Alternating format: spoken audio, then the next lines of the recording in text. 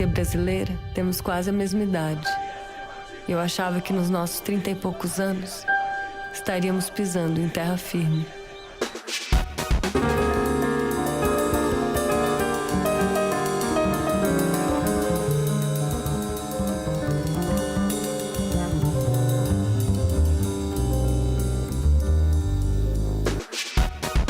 Tudo que os fãs mais gostam do cinema italiano está em O Melhor da Juventude, do diretor Marco Túlio Giordana.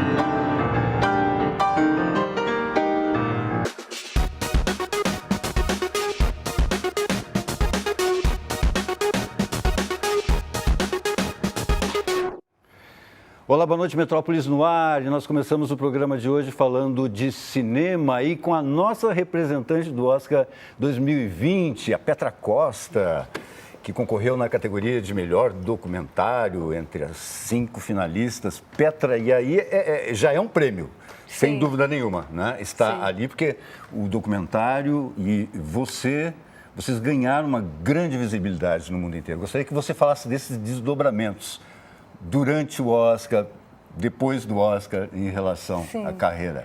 Não, foi maravilhoso poder, com um documentário latino-americano, ser a única representante da América Latina esse ano. Uhum. Que é triste e, ao mesmo tempo, feliz de poder estar lá, né?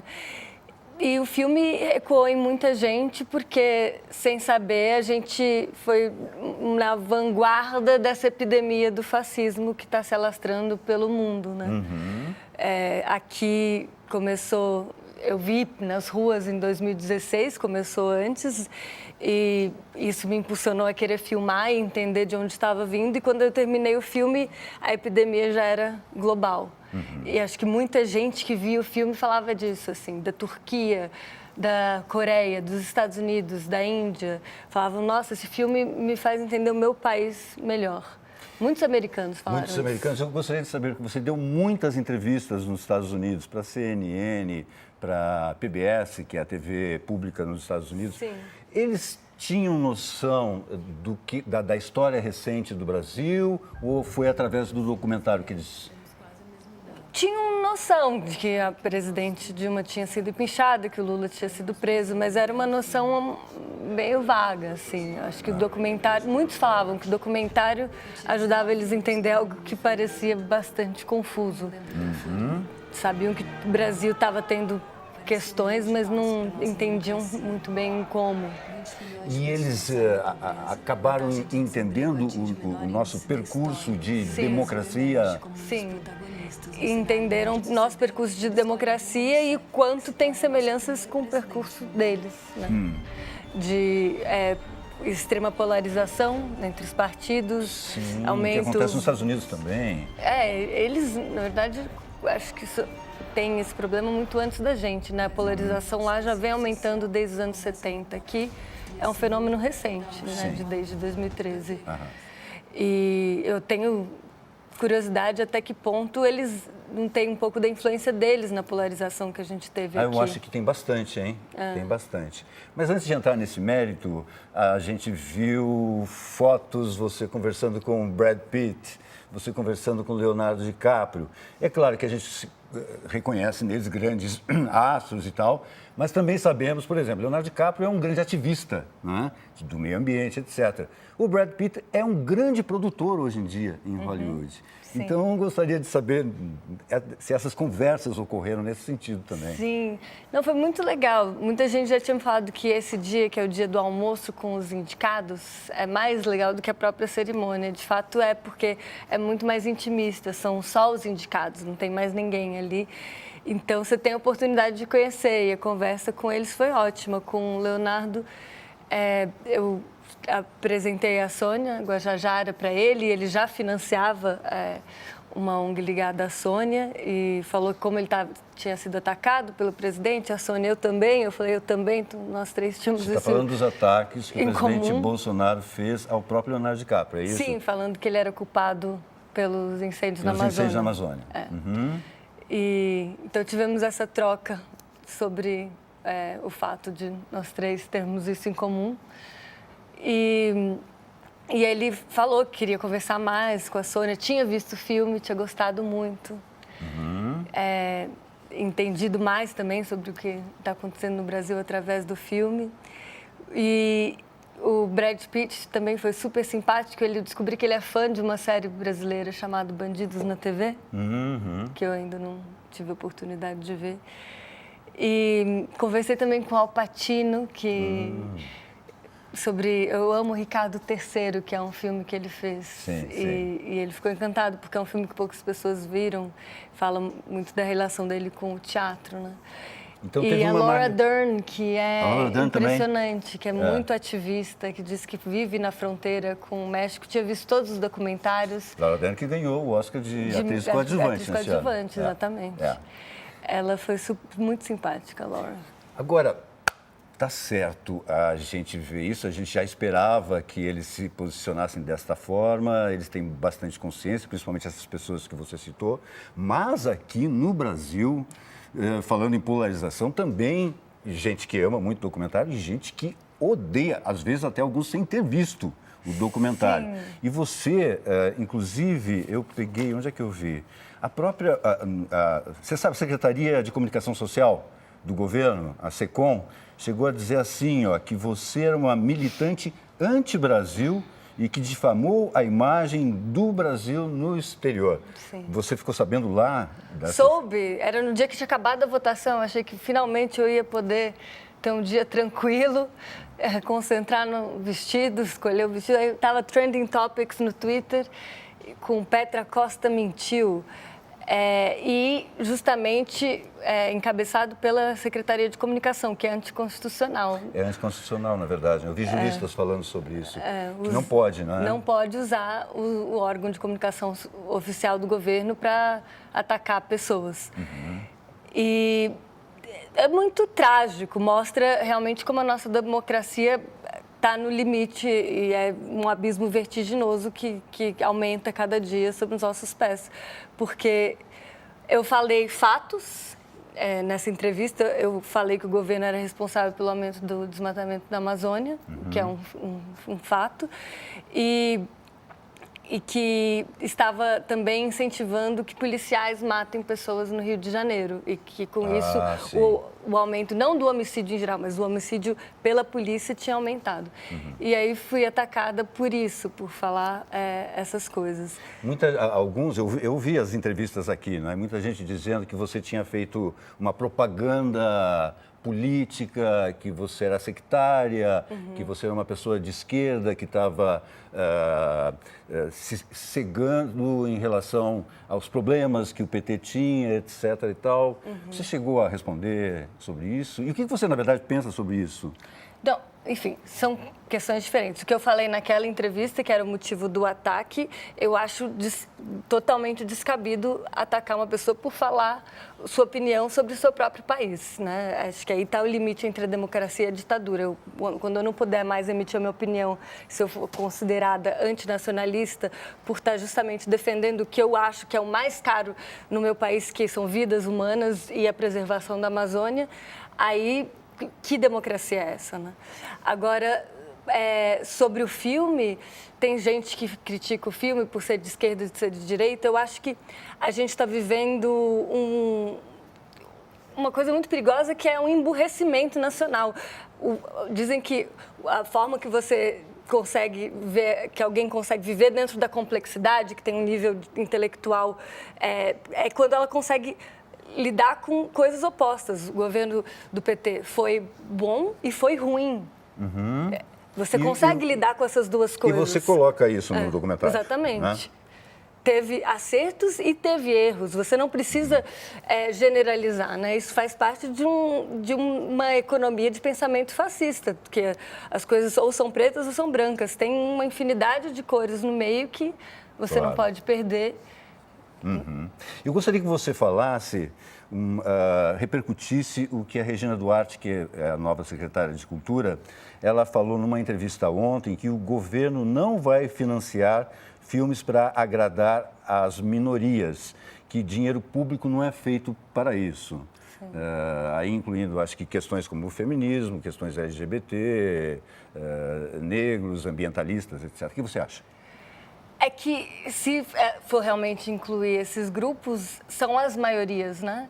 Aí não vai financiar os filmes que representam a maioria de um país que é, na sua maioria, composto por mulheres e negros. O incentivo do governo na Europa existe justamente para financiar coisas que não são necessariamente financiáveis pelo grande mercado, pelas grandes empresas que têm interesse em financiar coisas que já se venderiam por si próprias, e sim aquilo que é necessário para o país e para a cultura do país. É um pensamento que pode ser um pouco antitético ao que é a cultura, né? A preservação da cultura nacional. O que é a cultura brasileira, se não for esses grupos do qual talvez ela se refira como minoria? Queria entender o que ela quer dizer por minoria, porque, para mim, minorias são brancos, machistas e fascistas que querem impor a sua visão. Para mim, eles são minoria. Muita coisa aconteceu no Brasil depois que você terminou o seu documentário. Você, incluindo agora, inclusive, os ataques ao STF e ao Congresso. Você, se incluísse isso tudo, trocaria o nome do documentário? Não, acho que o nome é bom, porque a vertigem justamente é a sensação que a gente tem todo dia quando percebe que o abismo vai chegando mais perto, e mais perto, e mais perto, né? E a atração pelo abismo. Quando você está na frente do abismo, ele te atrai, né? Então, acho que a vertigem continua sendo uma sensação diária, pelo menos para mim. Não tem tempo, mas a gente vai perguntar uma outra hora para você, mas com certeza você recebeu muitos convites lá fora para fazer produções, com certeza. É assim? Sim. É certo isso? Sim, sim. E podemos conversar sobre isso então numa outra oportunidade. Por favor, porque adoraria. Provavelmente você vai querer primeiro dar umas acertadas nisso para depois falar. Exatamente. Não é isso? Exato? Então, eu agradeço muito a sua participação aqui no Metrópolis. Obrigada. Mais sucesso ainda. E, por favor, vejam um documentário antes de odiarem o documentário, tá ok? Por favor, antes de odiarem, assistam, né? É o mínimo que a gente pede. Muito obrigado, então. Obrigada. O cinema hoje tem uma notícia triste. Morreu aos 90 anos o sueco Max von Sydow, único ator do país a ser indicado ao Oscar, aliás, 2 vezes, por Pele o Conquistador, e como coadjuvante em Tão Forte e Tão Perto. Ele fez longa carreira em Hollywood, transitando por filmes tão diversos como Exorcista, Flash Gordon, 007, Nunca Mais Outra Vez e Minority Report. Um dos atores preferidos, inclusive, de Ingmar Bergman. Fez grandes papéis com o cineasta. Por exemplo, em O Sétimo Selo, de 1957. Numera lever jag i en spökvärld, innesluten i mina drömmar och fantasier. Och trots det vill du inte dö? Jo, jag vill. Vad väntar du på? Jag vill ha vetskap. Du vill ha garanti? Kalla det vad du vill.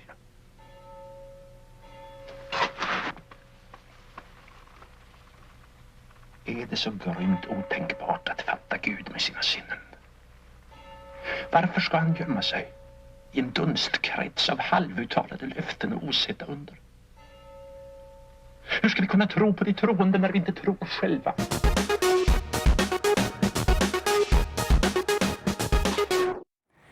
E morreu nesse fim de semana o artista plástico Nelson Lerner. Paulistano, que morava no Rio de Janeiro, Lerner usava a arte como crítica à sociedade, principalmente a própria noção de obra de arte.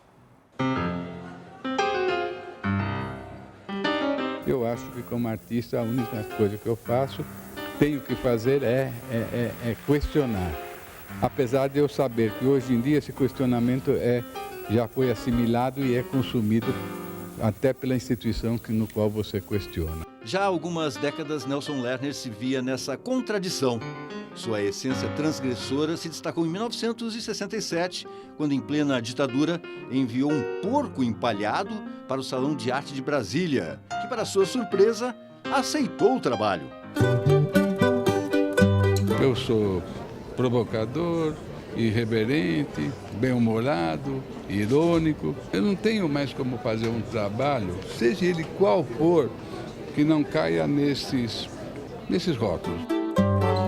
Lerner queria ir na contramão de um sistema que conhecia de perto. Era filho de uma escultora e de um empresário têxtil que ajudou a fundar o MASP. Em 1968, fundou a Galeria Rex, ao lado de 5 amigos.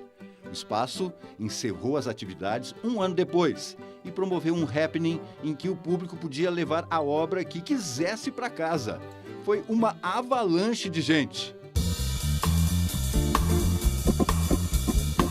A ideia sempre era desconstruir a aura em torno das obras de arte.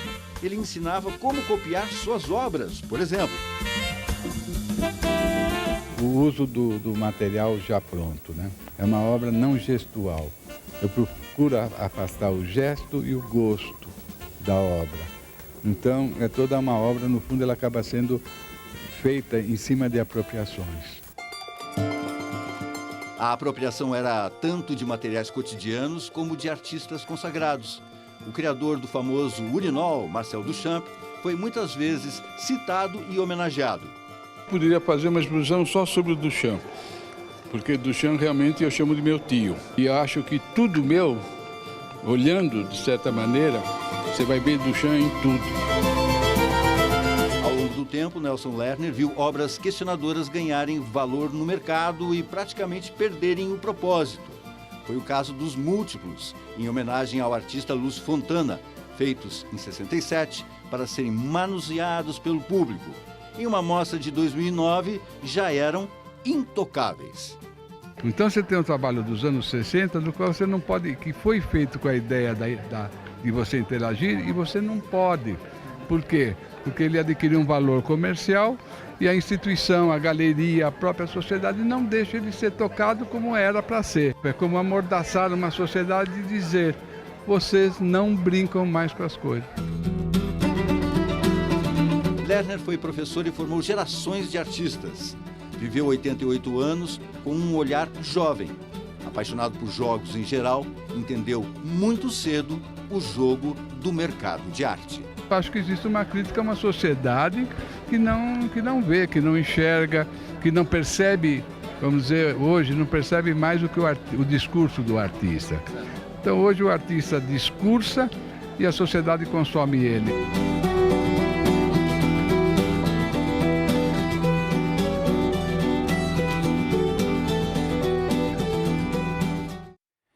E o filme A Melhor Juventude conta a saga de uma família italiana desde os anos 60 até o início dos anos 2000. Como pano de fundo, a história recente da Itália. Essa é a dica do nosso colaborador Francesco Ballerini.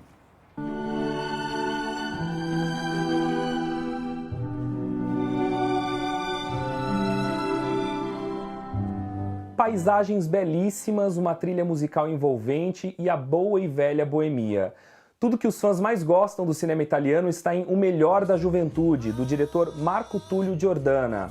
Na verdade, são 2 filmes de mais ou menos 3 horas de duração cada, que chegam ao mesmo tempo em cartaz nos cinemas. Produzido pela Rai, ele foi concebido no formato de minissérie e exibido na HBO nesse formato. Mas no ano de 2003, ele fez muito sucesso no Festival de Cannes, onde ganhou o prêmio Um Certo Olhar, e aí viajou pelo mundo, agora chegando no Brasil. Attenzione perché siamo al momento conclusivo. Qualcuno ha un terzo premio, potrebbe essere o Adriana o Sara, qualcuno ha il primo premio.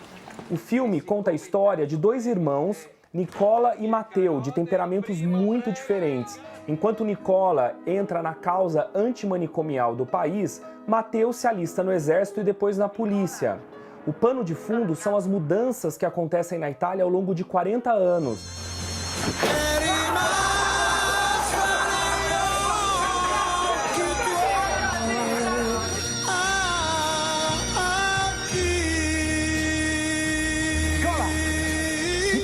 Matteo.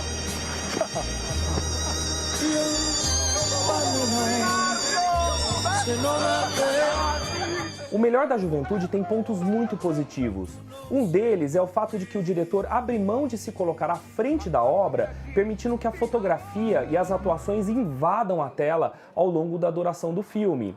Aliás, as atuações são o ponto mais forte da trama, porque mostra aquela irreverência do cinema italiano, aquelas brigas dos italianos que tiram muitos risos da plateia.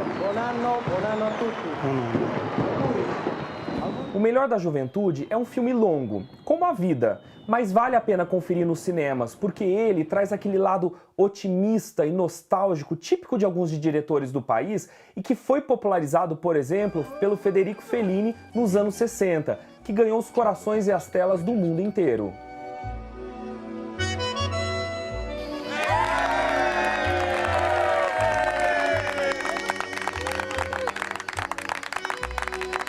E a banda britânica Led Zeppelin ganhou uma batalha judicial que é considerada um divisor de águas para a indústria da música. Há 6 anos, eles enfrentam um espólio do guitarrista Randy California, da banda Spirit, que os acusa de plagiar uma canção dele para usar em trechos de Stairway to Heaven, um dos maiores sucessos do grupo. Hoje, a Corte de Apelações americana decidiu em favor do Led Zeppelin, esclarecendo que seria preciso provar que os músicos tinham acesso prévio ao trabalho copiado e que as canções sejam substancialmente parecidas.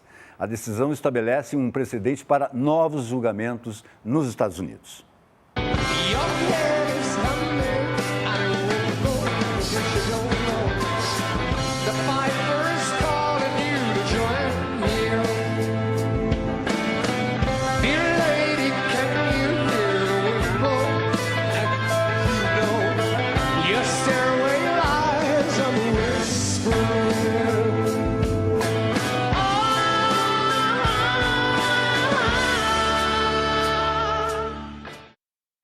Museus, cinemas, teatros, salas de concerto, tudo está fechado na Itália, pelo menos até o dia 3 de abril. Isso inclui o Coliseu, o monumento mais visitado do país, as ruínas de Pompeia e o Vaticano. Isso sem falar em cidades que não podem receber turistas. São medidas para tentar conter o avanço do novo coronavírus, que já tem mais de 7 mil casos na Itália. Nos Estados Unidos, o importante Festival de Arte e Tecnologia South by Southwest, realizado em Austin, no Texas, foi cancelado hoje devido ao coronavírus. É a primeira vez que o festival não acontece em 34 anos. O Festival de Música de Coachella, que será em abril, é outro evento que pode ser cancelado. E, infelizmente, nós temos mais uma despedida. O gigante do jazz Alfred McCoy Tyner, que morreu aos 81 anos. Ele foi pianista do quarteto de John Coltrane na década de 60. Deixou o grupo para formar a própria banda e também acompanhar outros grandes nomes da música, como Carlos Santana, Lee Morgan e Wayne Shorter. Metrópolis, então, termina com o piano de McCoy Tyner no Festival de Jazz de Newport, em 1998. Obrigado pela sua companhia, tchau e até amanhã.